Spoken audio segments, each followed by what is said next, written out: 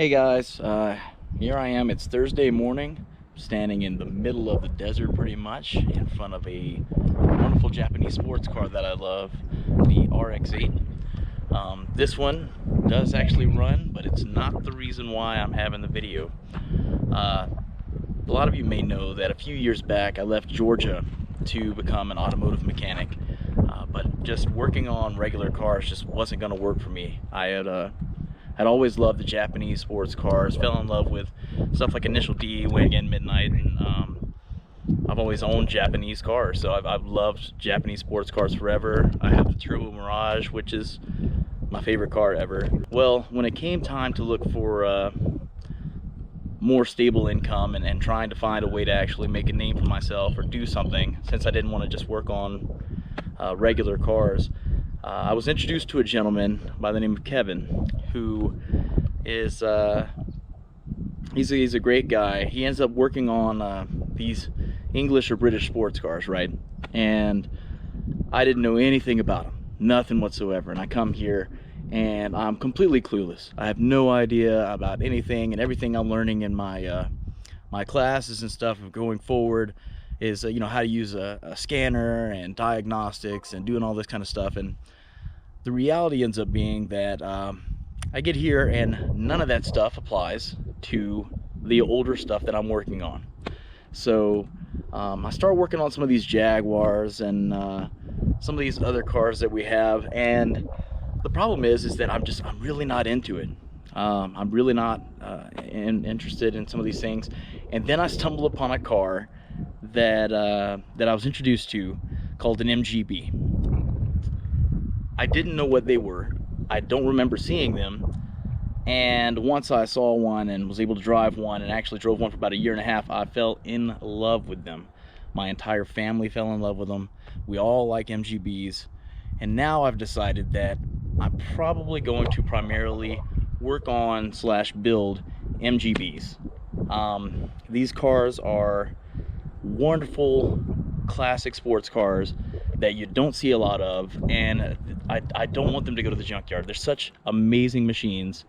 There's no assisted anything in them, you know. I mean, it's just pure driver, and that's kind of a lost thing nowadays. So with everybody having assisted steering, with, you know, electric steering, assisted braking, drive-by-wire, like nothing is connected to the driver. It's all computer controlled, and it's a shame. It takes away from the driving experience.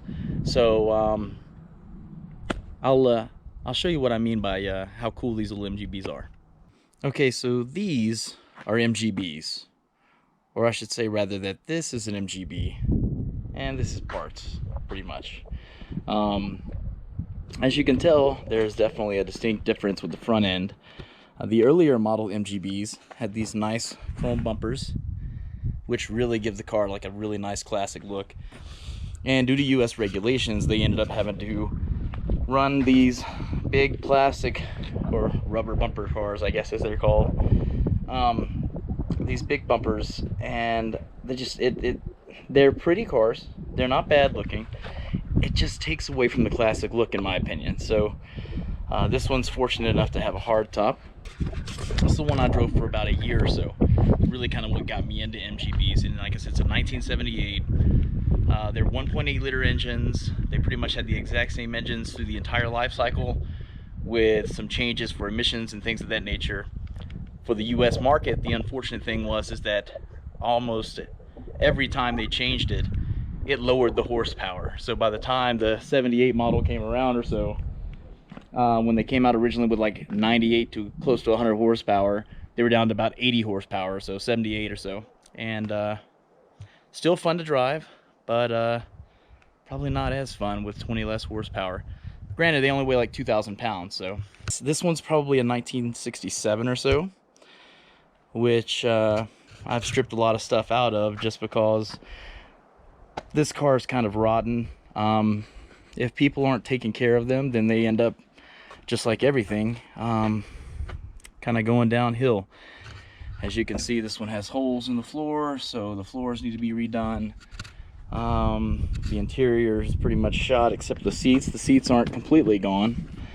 The roll cage here is a nice thing, and it'll probably come out. because I said I like MGBs, and some of you've already seen it. This is what I'm building.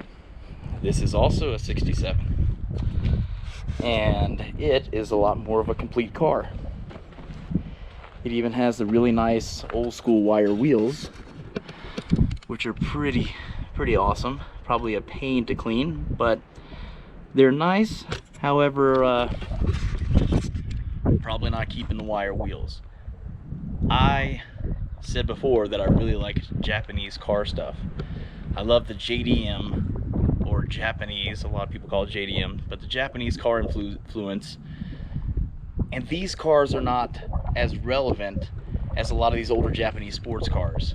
So the thing ends up being that I need to make this car relevant to the current generation, as well as people, you know, my age or so, because the older generation who cares for these things, they're eventually going to pass on. And as you can see with the other 67 over there, if we don't do something about it and keep them, then gonna go to junkyards and just, I mean, go away. And the good thing about some of these older ones, and if you're in most states, all of them period, no emissions. So nice classic car. You don't have to freak out about all these sensors, solenoids, emissions. You get the idea. So the MGBs that I pointed out were actually, they were all convertibles. The burgundy one had a hard top on it, but it was an aftermarket hard top. But it was still a convertible with a hard top. This is the MGB GT, which actually came as a solid hard top and was designed by Pininfarina. It's very similar, in my opinion, to the Datsun. It's definitely a different look, but it's very similar. And it's still got the classic look, especially with the chrome bumpers and stuff. This one may end up having the dual carburetors on it if it has no carburetors. So that's they're inside the car. I'm sure this one needs some work, but it has, I don't know if that's an aluminum hood or not. Maybe the steel hood. Some of them had aluminum hood, some had steel. Oh yeah. As you can tell, this one's in need of restoration, but it'll get there. So this is a later model dash. I'll explain the differences at some point, but yeah, not a bad car.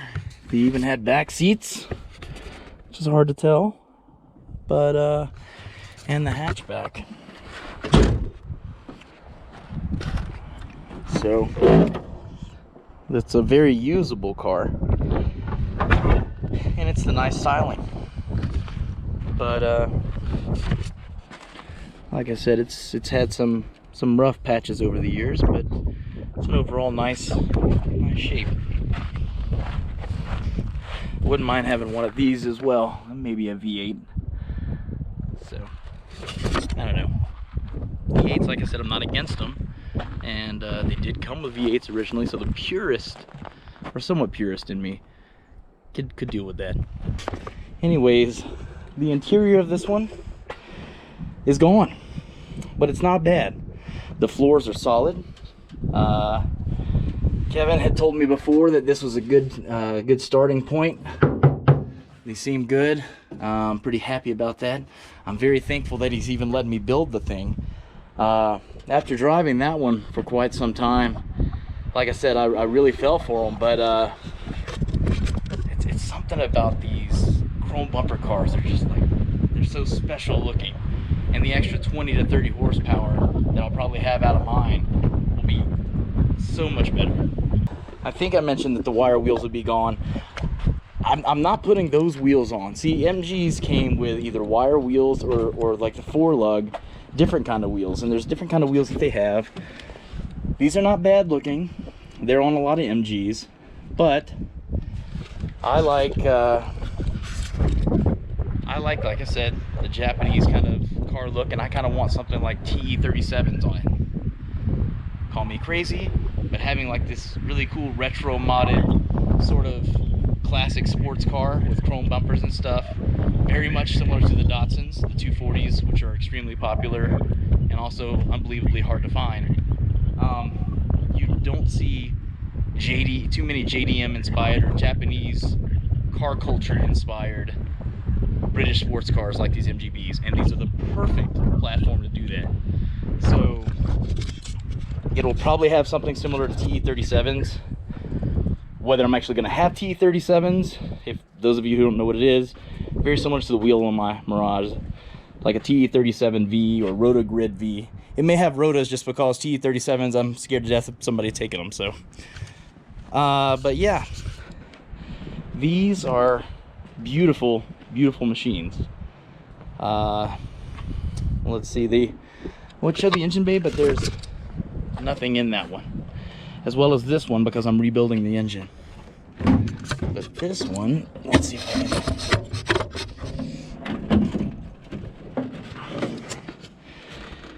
It's an empty bay, nothing in here. But there was a 1.8 liter that lasted me a good year or so of driving. I think it had close to 300,000 miles on it before it finally let go. It was just a rod bearing, I think it's been a rod bearing, and I started hearing something, and before it blew up or slung a rod through the block, I was able to stop it and keep it from blowing up. So, but it's a good engine bay. The MGBs, actually, some of them came with a V8, and I believe it was a 3.5 liter or so V8.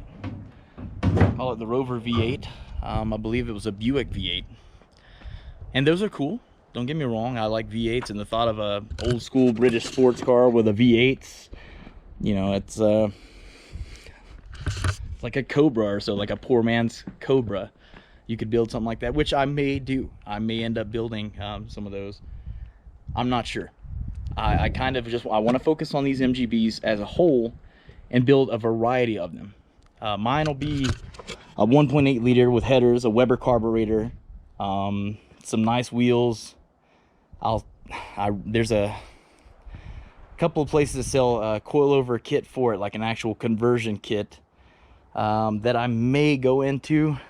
I'm pretty sure I'll get some talking to about that, because some of these people like to keep things period correct and stuff, and that's not exactly how I want to do that. So not everything's going to be period correct on these cars. It's just not going to happen. So, but this is my vision, my goal, and how I want to do it, and I'm going to bring you guys along with me. So we'll see. Let's go to the shop here, and this one is the last year of the MGB, and it actually has the engine in it, but it needs to be gone through.